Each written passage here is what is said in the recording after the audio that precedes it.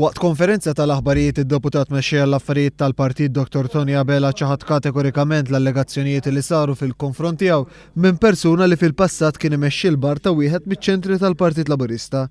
Dr. Abela qal li fl-ebda ħin qatt m'għamel jew ipprova jagħmel pressjoni fuq xi uffiċjal tal-Pulizija u qal li f'ħidmietu dejjem kien onest u żamm id-dixxiplina fl-istrutturi tal-Partit Laburista.